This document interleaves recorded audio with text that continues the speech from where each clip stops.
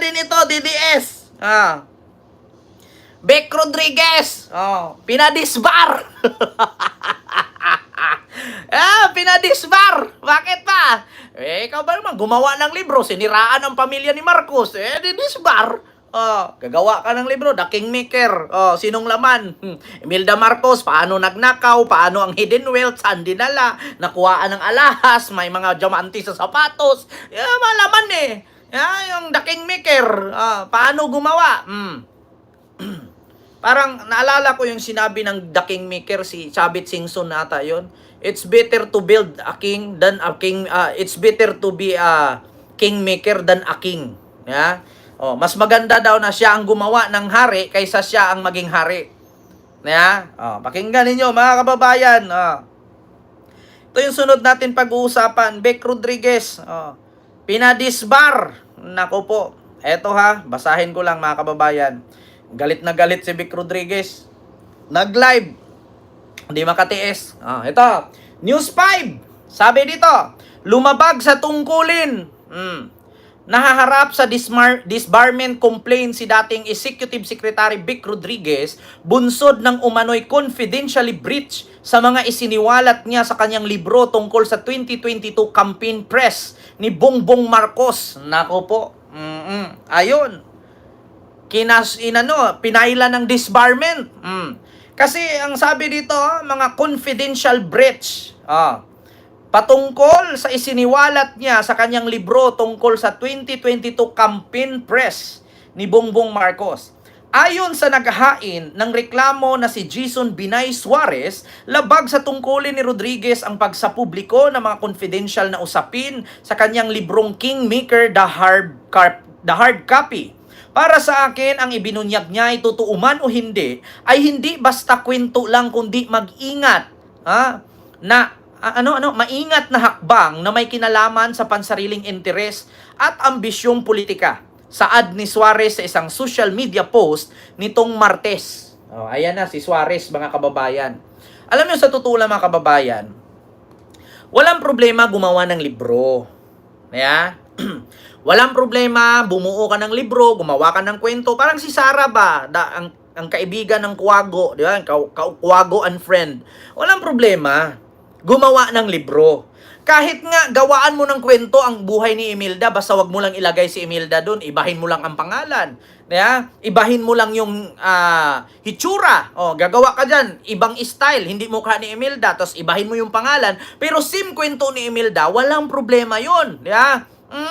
Walang makaka-copyright doon, walang makakasuhan doon, wala kang conflict doon. Bakit? Hindi ka naman naglagay ng pangalan, hindi ka rin naglagay ng mukha, pero pareho sila ng kwento, hindi ka naman nagsabi doon. Walang problema yan. Kahit nga gumawa ka ng kwento ni Maria Makiling, ibahin mo yung version Maria Makiling and Bini na nabuntis ng basketball player ng half Japanese. Pwede ka gumawa ng kwento. Maria Makiling, nanganak ng Bini na buntis ng Japanese basketball player. Ganun dapat. Wala Pangalan ni Marcos, paano nandaya, binayaran ng Comelec, hindi magpa-herpeulical test kasi bangag. Yan ang problema di ngayon nabasa ng mga iba, nabasa ng tawag dito, iilan, di na disbarment case katuloy ngayon. Ganun dapat, mga kababayan. Pwede kang gumawa ng libro.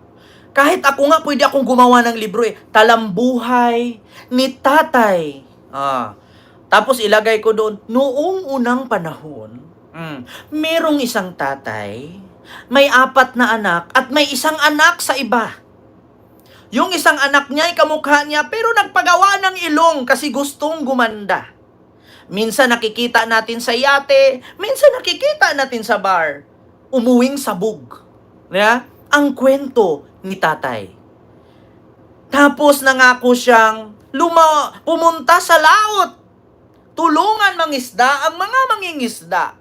Subalit sapagkat di umano bagamat, hindi niya ito natuloy. Kaya ang kanyang bangka ay ibininta na lang. Never been touched, never been used. Kasi si tatay ay nandoon na sa Europe nakatira. Naya? Ganon, oh. Sino magkaso sa akin niya? Wala naman akong nilagay muka. Wala rin akong nilagay pangalan. Maliban kay alias tatay. Oh. Meron siyang isang anak. Nangakong maging pangulo ng bansa. Subalit sapagkat bagamat di umano, nagnakaw ito ng pondo. Oh. Saan niya dinala ang pondo? Hindi niya sinabi. Bakit? Mahuli kasi siya kung saan niya dinala. May haka-haka pa nga ang mamamayan na kanyang constituent. Baka daw ay ipitatayo ito ng gasoline station or di kaya idinunit ito ng basketball court or pinangtayo ng gasolinahan or else binili ng bola at pinanood ng concert sa Europa. Diba? Diba? Walang problema. Sinong magpa-disbar sa akin kung ganon? Diba, Ma'am Lucy Vargas? Maraming salamat sa yung 5 Hong Kong dollar super sticker. Thank you so much. Ganun lang. Pagka nakalipas ang taon, 6 na taong nakalipas, si tatay, nagyabang. Yun daw mga gustong kumalaban sa kanya, ipagsisipain niya, lalo na't mga negro at negra, magsilayas kay mga putang ina ninyo. Huwag mong subukan, masira ang buhay mo. Sabi ni tatay. Ngayon si tatay kalaunan lumipad ng Hong Kong o doon sa lugar ng mga Chino. Bago ito lumipad, kaya tinagalan ng 1 linggo. Kasi nangarap pala ito na doon na tumira. Kaso lang, tinanggihan siya ng kaibigan niyang si Xing Shung Shang. Ngayon, hinamon ito ng kapalaran at sinabi ng kanyang anak na nangarap maging presidente. Umuwi ka, tatay, umuwi ka. Kasi kung hindi ka umuwi, matawag tayong duwag ng mga bangag. Umuwi si tatay, putang ina, nahuli sa airport. Hindi po siya binaril sa tarmac, Inaristo po siya sa tarmac.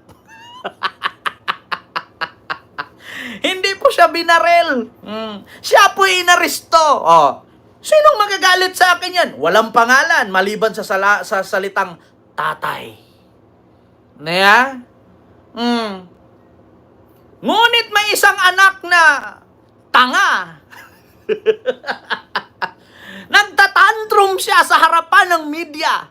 Wag mo na yan. Wag mo na yan. Gusto ko talagang i-cut of his head.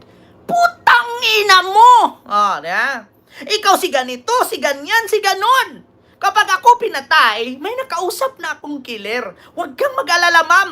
No joke. No joke. Wala akong binigkas sa pangalan, dapat ganun. Attorney. Wala Balandra yung pangalan ni Marcos dun Balandra yung pangalan Paano nagnakaw, paano nang daya nung eleksyon, yung asawa niyang si Lisa. Ganon ang nasa libro Talagang madisbar. Diba? Wala na tayong magawa, mga kababayan. Hindi naman ako ang may reklamo niyan, kundi yung nag-file. Ganun dapat, kabilis-bilis lang gumawa ng kwento. Noong unang panahon, merong isang tatay, 13 ang jowa. Wow, gold ang titi. Tawag, ang pamagat ng kwentong ito ng ating libro ay ang gintong titi. Diba? Ang dami sigurong bumili ng libro na yan pag ako ang gumawa. Ang libro ni Kent Garcia na pinamagatang Ang Gintong Titi. Noong unang panahon, mayroong isang tatay. 13 ang jowa. Yung isa may anak, yung iba puro dalaga pa, nag-aagawan pa. Yung isa nag-share pa ng malaswang titi niya. Diyos mio, Marimar. Siya daw ang tagapagbihis ni tatay. Shinare pa niya ang titi ni tatay. Ginto kumikinang ang titi ni tatay. Di ba? Dapat ganun. Hindi kayo marunong. Kaya wala pa nunood Kaya walang bumibili ng libro. Okay nang libro lang usapan. Apakabilis gumawa ng kwento. Nung unang panahon, si tatay nagyabang, pagsisipain daw niya ang mga kinakaukulan.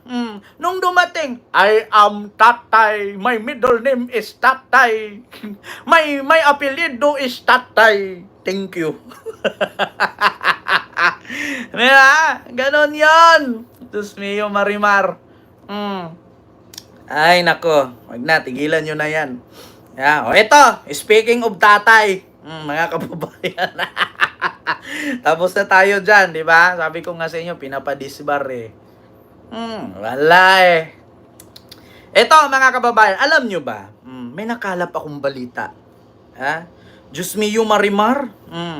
According dito sa balita, pinagyabang ng mga DDS na ang lugar daw nila na Davao, malinis, secured, hindi nakakatakot paghating gabi. Malamang tulog na mga tao nun. Aswang lang naman ang gumagala nun. Malinis ang Davao. Pero mga kababayan, according sa balita na aking narinig at nakalap kanina-kanina lang, alam nyo ba? Safe daw ang Davao nung panahon ni Digong. Ito pakinggan ninyo mga kababayan. Safe nga ba? Wait lang pakinggan ninyo. As na kaso ng rape sa buong Pilipinas, sa kabila ng imahe bilang safe. Ito. Alam mo ba na ang Davao City ang may pinakamataas na kaso ng rape sa buong Pilipinas? Sa kabila ng imahe bilang safe city, Davao City ang nangunguna sa mga ulat ng karahasan sa kababaihan. Mas mataas ang bilang ng mga kaso ng rape dito kaysa sa ibang lungsod. Ito ba ang lungsod na tinuturing nating ligtas? Ano ang ginagawa para protektahan ang mga kababaihan? Duterte attempted to explain why Davao City recorded the highest number of rape cases in the country. PNP data revealed that the president's home city topped rape cases in the country in the second quarter of 2018. For Duterte, the explanation. Kita ninyo? Safe ang Davao, pero Davao ang tinalaga na pinakamataas na rape case sa buong Pilipinas.